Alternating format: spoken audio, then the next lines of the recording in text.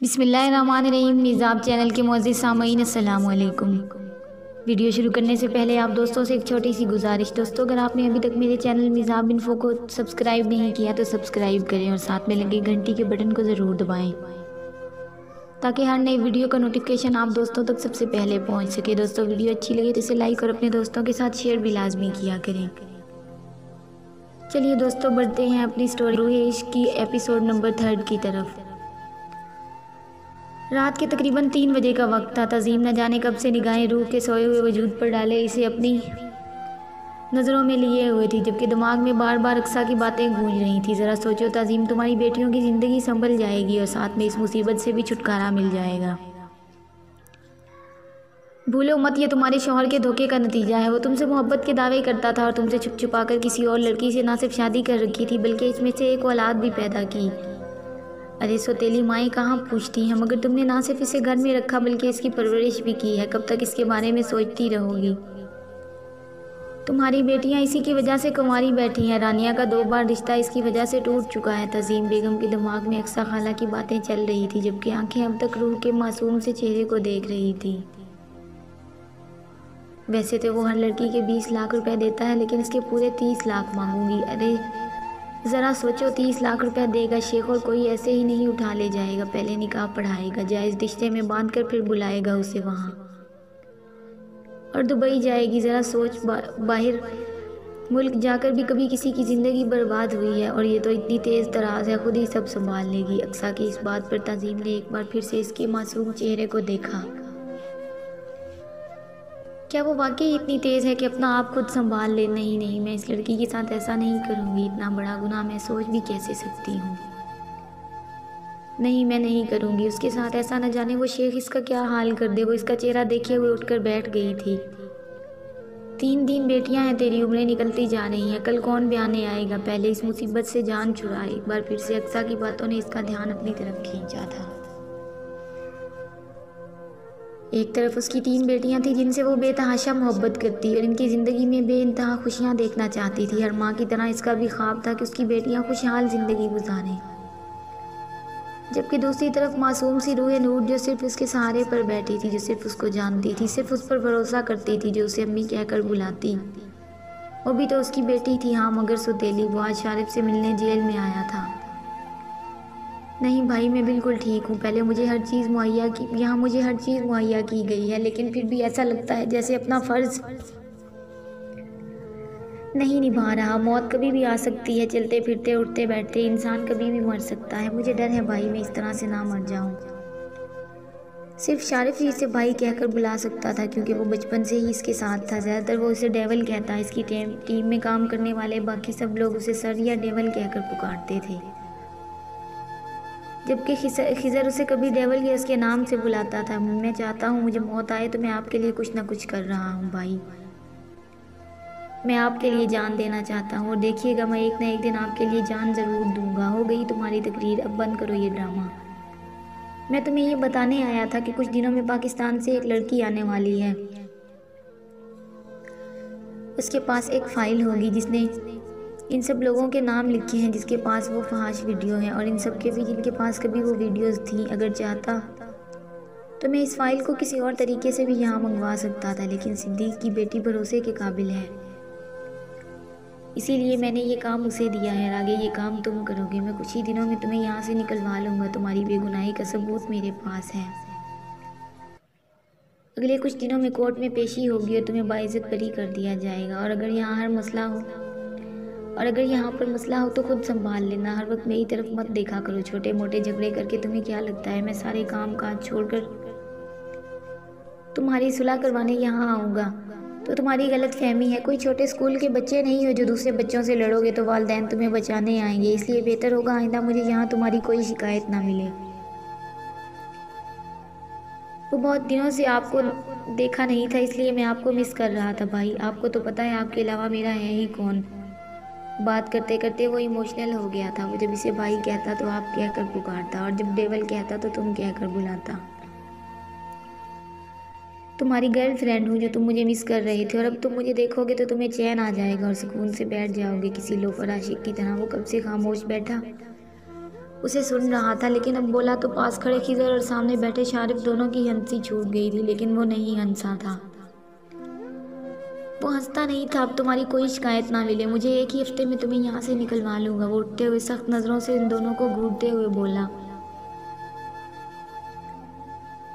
डान उठकर बाहर चला गया तो खिजर इसके सामने वाली कुर्सी पर बैठ गया था। लैला क्या ठीक से इनको तंग नहीं कर रही जो इस तरह से मिर्चें चबाए हुए हैं? शारिफ ने गुस्से की वजह पूछी थी। अरे वो क्या तंग करेगी जब से इसे पता चल रहा है कि हमारी टीम में कोई और लड़की आने वाली है। बेचारी जल जल कर अधूरी हो रही है। 1000 बार तो कल का ये कह चुकी है कि अगर वो लड़की मासूमा इससे ज़्यादा खूबसूरत हुई तो उसका क्या होगा, जबकि ये बात वो अच्छे तरीके से जानती है कि डान को उसमें बिल्कुल भी कोई इंटरेस्ट नहीं है। फिर भी डॉन के पीछे हाथ धोकर पड़ी है। मुझे तो लगता है किसी दिन तंग आकर भाई उससे शादी कर ही लेगा, मुझे भी यकीन है। भाई की शादी लैला से ही होगी, इसलिए तो मैंने इसे अभी से भाभी बुलाना शुरू कर दिया है। हाँ बेटा, एक बार डॉन के सामने भी बुलाना उसे भाभी, मैं भी तो देखूं तेरे मुंह में ज़बान रहती है कि नहीं। खिजर ने गोया इसे चैलेंज किया था।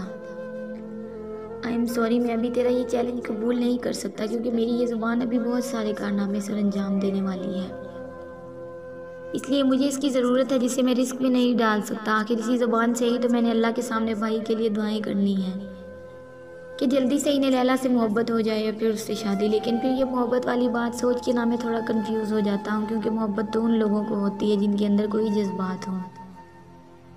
भाई के अंदर तो कोई जज्बात ही नहीं है, लेकिन फिर मैं ये सोचता हूँ कि सारे दिल अल्लाह ताला ने बनाए हैं, सबके अंदर जज्बात भी वही पैदा करते हैं। एक ना एक दिन भाई के दिल में भी मोहब्बत जैसा जज्बा ज़रूर पैदा होगा, शारिफ ने कहा। और तुम्हें क्या लगता है अल्लाह वो जज्बात लैला के लिए पैदा करेगा? खिजर ने कुछ सोचते हुए पूछा। लैला की मोहब्बत में सच्चाई है, लैला से ज़्यादा प्यार उन्हें और कोई नहीं कर सकता, और अल्लाह किसी के दिल में मोहब्बत इसके लिए डालता है जो उससे सच्ची मोहब्बत करता हो। और तुम्हें ये भी लगता है कि डेवल को लैला से ज़्यादा और कोई प्यार नहीं कर सकता? हाँ बिल्कुल, तुमने शायद देखा नहीं, लैला ने 2 बार भाई के लिए गोली खाई है। जहाँ भी भाई की जान खतरे में होती है वो सबसे आगे होती है। लैला भाई से बहुत प्यार करती है, इसके प्यार का मुकाबला कोई नहीं कर सकता। और मुझे यकीन है कि लैला भाई को खुद से प्यार करने पर मजबूर कर देगी। और अगर डेवल को किसी और से प्यार हो गया, मेरा मतलब है किसी तीसरे से, तो खिजर ने उसकी आंखों में देखते हुए पूछा था। तुम्हें क्या लगता है ऐसा कभी हो सकता है भाई को प्यार? जोक ऑफ द डे, भाई को कभी किसी से मोहब्बत नहीं हो सकती। अगर हो भी गई तो तुम्हें क्या लगता है लैला किसी तीसरे को बर्दाश्त करेगी अपने और भाई के बीच में? इसीलिए तो मैं मासूमा को लेकर परेशान हूँ। समझ में नहीं आ रहा बेचारी कैसे कहूँ मासूमा को ही लैला को।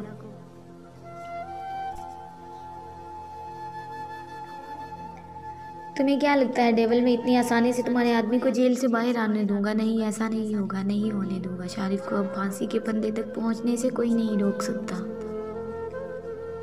अब तुम भी अपने वफादार आदमी को भूल जाओ, इंस्पेक्टर साइम ने इसके सामने आते हुए कहा था। अरे इंस्पेक्टर साइम, आप यहाँ? ये वक्त तो आपकी बच्ची की स्कूल से छुट्टी का है। अब ये मत कहिएगा कि मेरा दीदार करने के लिए आप अपनी बच्ची को स्कूल से लेने नहीं गए। इतनी लापरवाही अच्छी नहीं होती, वो भी तब जब आपने शेर के मुंह में हाथ डाला हो। मुझे इस तरह से मत देखें इंस्पेक्टर साहिब। अरे मैं आपकी बच्ची को कुछ नहीं कहूँगा। डेवल अपने दुश्मनों की कमज़ोरियों को इस्तेमाल नहीं करता, ये डेवल के काम करने का अंदाज है। मगर आपकी बेटी बहुत प्यारी है, मैं और कुछ नहीं चाहता। बस इतना चाहता हूँ कि आइंदा मुझसे मुखातिब होने से पहले आप याद रखें कि आपकी बेटी बहुत प्यारी है। बात करते हुए उसकी गाल पर डिम्पल नुमाया हो रहा था, जबकि सामने खड़े इंस्पेक्टर साइम का दिल चाहा कि इसके खूबसूरत चेहरे को बिगाड़ कर रख दें जिसकी 4 साला बेटी के बारे में बात कर रहा था। लेकिन वो मजबूर था। दुबई की पुलिस किसी आम बाशिंदे पर हाथ नहीं उठा सकती थी, और दुबई की आवाम की नज़रों में डॉन एक आम आदमी था जिससे बहुत कम लोगों ने देख रखा था। अरे मैंने सिर्फ तस्वीर भेजी थी, इन लोगों ने एडवांस में 5 लाख भेज दिए। मैंने तो अभी कहा भी नहीं था कि लड़की को बेचेंगे भी कि नहीं। अक्सा ने इसके सामने 5 लाख की गड्डी रखते हुए कहा। अक्सा, मैं ऐसा कोई काम नहीं करूँगी, मैंने तुम्हें पहले ही बताया था। मैं रूह को नहीं बेचूंगी, कहीं नहीं जाएगी, वो यहीं रहेगी। और तुम्हारी हिम्मत कैसे हुई मेरी इजाज़त के बगैर तुमने इन लोगों को तस्वीर भेजी? क्यों? तज़ीम बेगम को गुस्सा आ गया था। वो उस वक्त मेरी मिन्नतें कर रही थी कि इस लड़की ने मेरी ज़िंदगी तबाह कर दी है, इस मुसीबत से छुटकारा हासिल करना चाहती हूँ। मैंने तुम्हारी हमदर्दी ही की थी, मगर मुझे क्या पता था कि ये हमदर्दी मेरे ही गले पड़ जाएगी। उन लोगों को लड़की पसंद आई और वो लोग 30 लाख देने को भी तैयार हैं, लेकिन तुम्हें क्या ज़रूरत है इन पैसों की? तुम्हें तो अपनी बेटियों की ज़िंदगी बर्बाद करनी है। ऐसे ही सारी ज़िंदगी बैठी कंवारी रह जाएंगी। मेरा क्या, मैं तो ये पैसे वापस भिजवा दूंगी। सिर्फ तस्वीर देखकर 5 लाख भेज डाले, 30 लाख ज़रा सोच कहाँ से कहाँ पहुँच जाएंगी तेरी बेटियाँ। खैर तेरी मर्ज़ी, अभी मैं ज़रा भाई के घर जा रही हूँ, ये पैसे तो अपने पास रख, वापसी पर ले जाऊंगी। अक्सा ने शातिराना अंदाज में कहते हुए बैग उठाया और बाहर निकल गई, जबकि तज़ीम ने कपकपाते हाथों से वो गुड्डी पकड़ी थी और अंदर जाकर अपने कमरे में रखने लगी। उसका सारा ध्यान इन पैसों पर था। इसकी तीनों बेटियों की ज़िंदगी संभल सकती थी और साथ में रूह से जान भी छूट सकती थी, लेकिन इसका ज़मीर उसे बार बार ऐसा करने से रोक रहा था। उसका ज़मीर एक मासूम लड़की की ज़िंदगी बर्बाद होने नहीं दे रहा था, लेकिन कब तक? जारी है दोस्तों, अगर आपको वीडियो पसंद आए तो इसे लाइक और अपने दोस्तों के साथ शेयर भी लाजमी किया करें। अगर आप मेरे चैनल पर नए हैं तो चैनल को सब्सक्राइब करें और साथ में लगे घंटी के बटन को ज़रूर दबाएं। स्टोरी आपको कैसी लगी कमेंट बॉक्स में अपनी राय का इजहार ज़रूर करें। मिलते हैं नेक्स्ट एपिसोड में, तब तक के लिए अपना ख्याल रखें और दुआओं में याद रखें। अल्लाह हाफ़िज़।